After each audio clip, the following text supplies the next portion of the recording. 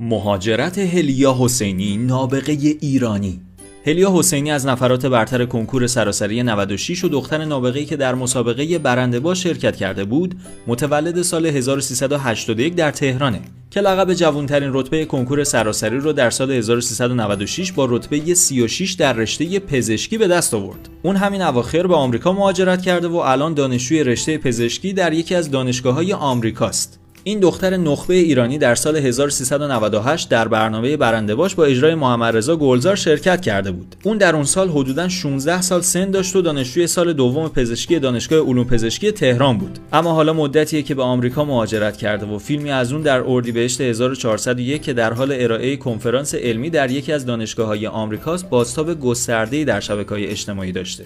هلیا حسینی گفته سال 96 جوانترین شرکت کننده کنکور بودم و رتبه 35 منطقه و 95 کشوری رشته تجربی رو به دست آوردم. کلاس اول دبستان خوندم و سال آیندهش یعنی در سن 8 سالگی مقطع دبستان و جهشی خوندم. جالبه بدونید که هلیا حسینی به همراه خانواده‌اش از ایران مهاجرت کرده و با خانواده‌اش زندگی میکنه. حالا به افتخار این نابغه ایرانی لایک و بکوب و بگو که دلیلش چیه که همه نابغه‌های کشورمون از ایران مهاجرت میکنن. اگه میخوای هم یاد بگیری و هم سرگرم بشی پیج عجایب دنیا رو حتما دنبال کن.